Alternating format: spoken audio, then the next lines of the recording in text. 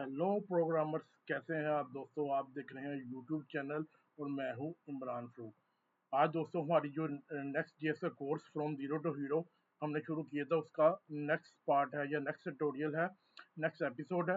तो दोस्तों video start करने से पहले अगर आप मेरे चैनल पर नए हैं तो चैनल को सब्सक्राइब कर लीजिए और बेल आइकन का बटन लाजमी दबाइए ताकि मेरी आने वाली वीडियो का नोटिफिकेशन आपको मिल सके। तो चलिए दोस्तों वीडियो स्टार्ट करते हैं। दोस्तों आज की इस वीडियो में हम देखेंगे कि हम एक नेक्स्ट जेएस की ऐप को कैसे डिप्लॉय करते हैं एक सर्विस पे जिसका नाम है वर्सल। और वर्सल क्या है, क्यों है और कौन कौन से तरीकेकार हैं जिसकी मदद से हम अपनी नेक्स्ट जेएस ऐप को डिप्लॉय कर सकते हैं और किस किस फॉर्म में कर सकते हैं। ठीक है दोस्तों, तो ये हमारा बेसिकली कोर कॉन्सेप्ट में आता है। कोर कॉन्सेप्ट में मैंने यहाँ इसको मेंशन नहीं किया, लेकिन मैंने समझा कि ये ज़रूरी है कि आपको बताया जाए कि इसको डिप्लॉय हम कैसे करते हैं एक नेक्स्ट जेएस की ऐप को।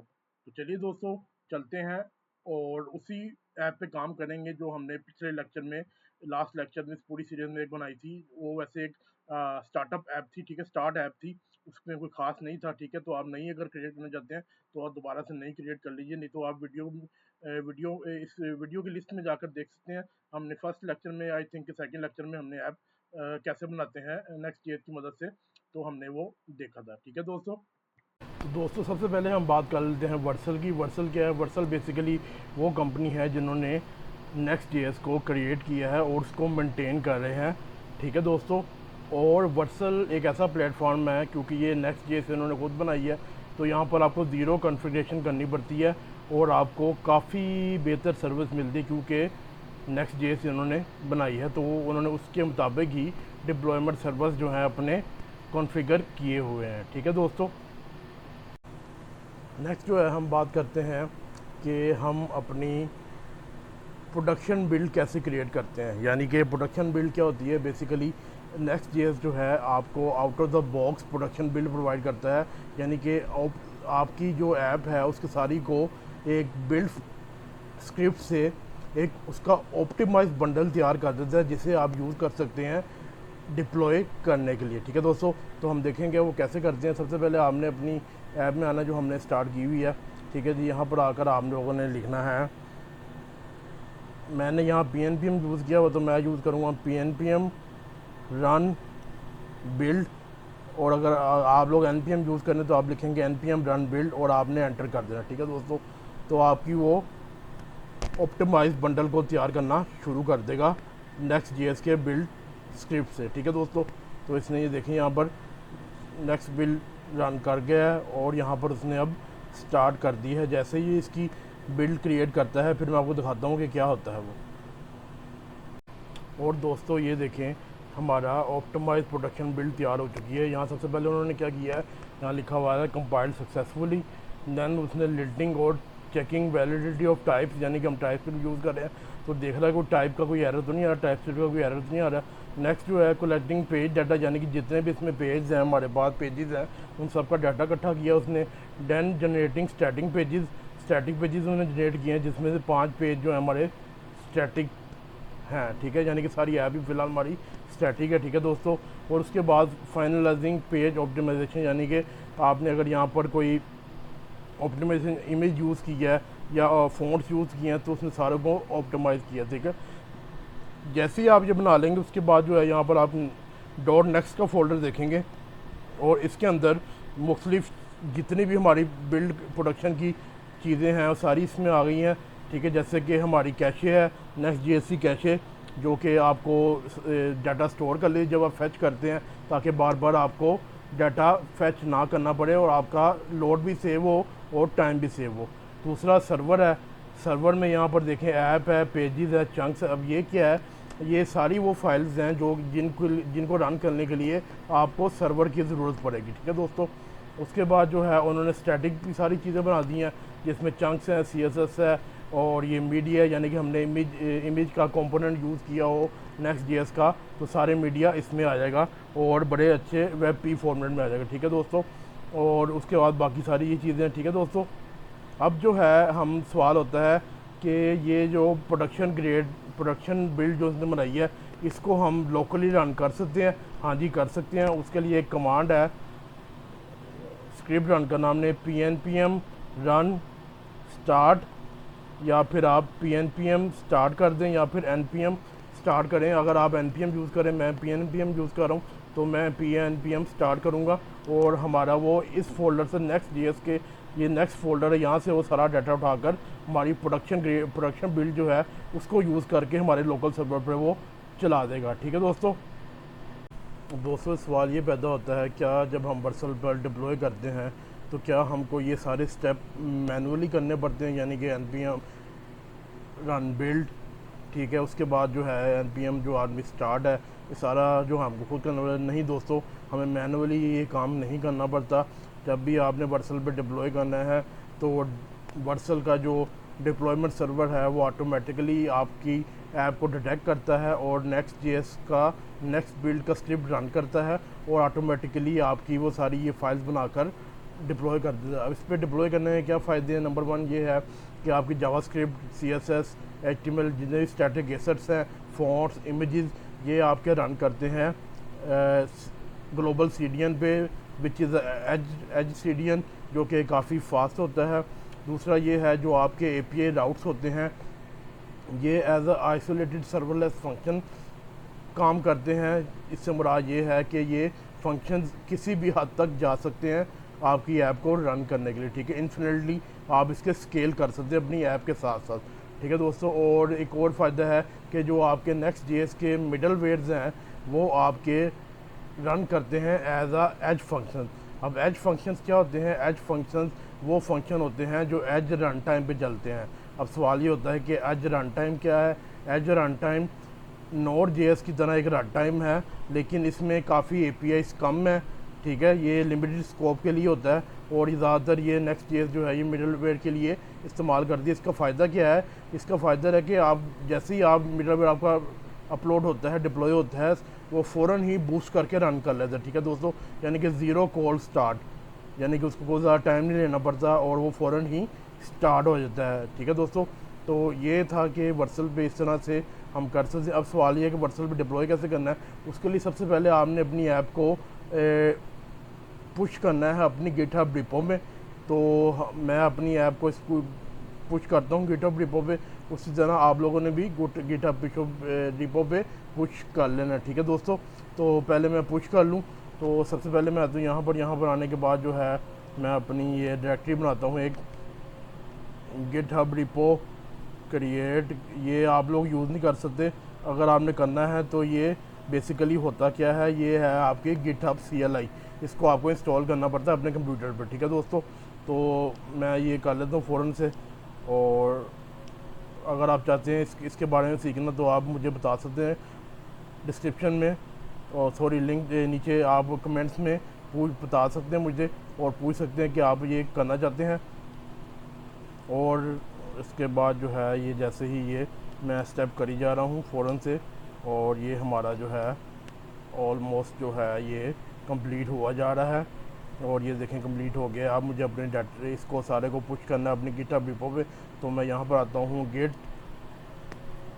ऐड, ठीक है दोस्तों, गिट कमिट, और यहाँ पर मैं लिख लेता हूँ जी डिप्लॉय टू वर्सल, ठीक है जी। और उसके बाद जो है गिट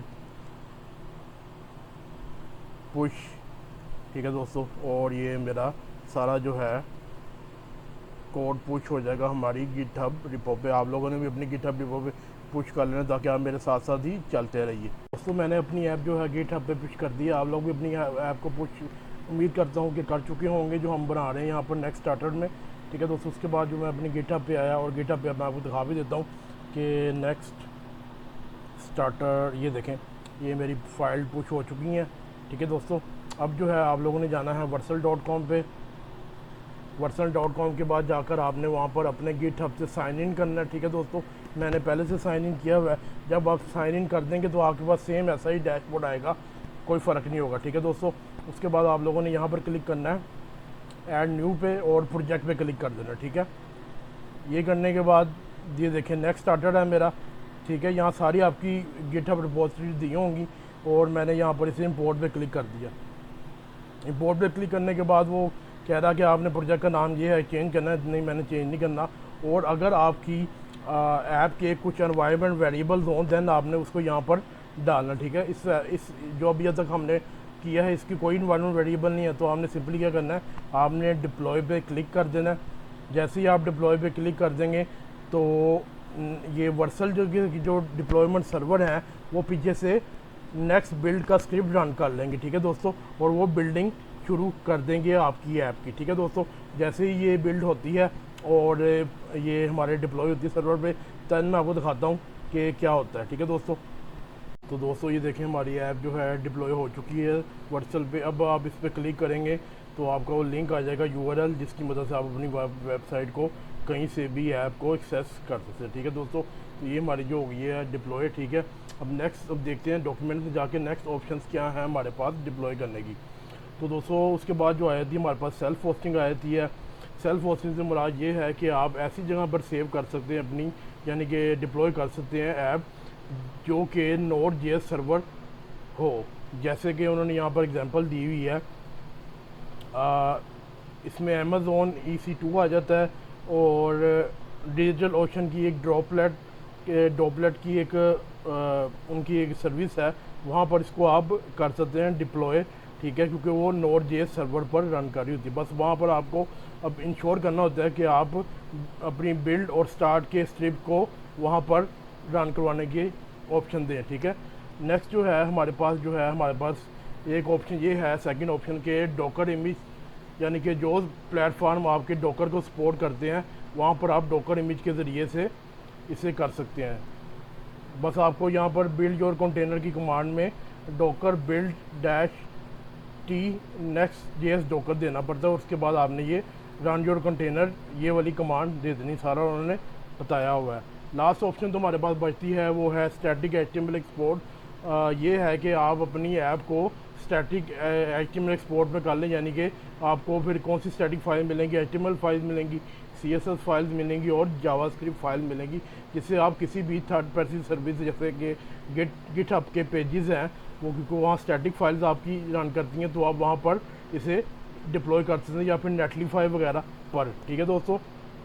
बट दोस्तों स्टैटिक HTML एक्सपोर्ट का एक डिसएडवांटेज है जो मैं आपको लाजमी बताना चाहता हूँ कि आपकी जो नेक्स्ट ऐप है उसमें जो सर्वर पर रन करने वाली फाइल्स हैं वो स्टैटिक HTML एक्सपोर्ट जब करेंगे तो वो रन नहीं कर सकती, क्योंकि आप स्टैटिक HTML एक्सपोर्ट में आप जो अपनी स्टैटिक फाइल्स हैं वो आप किसी ऐसे सीडीएन वगैरह में रखते हैं जो कि सर्वर पे नहीं रन कर रहे होते, ठीक है दोस्तों। बेसिकली Node.js के सर्वर पर रन नहीं कर रहे होते, तो उसका आपको एक बैकवर्ड, जैसे कि आप मिडलवेयर यूज़ नहीं कर सकते, ठीक है दोस्तों।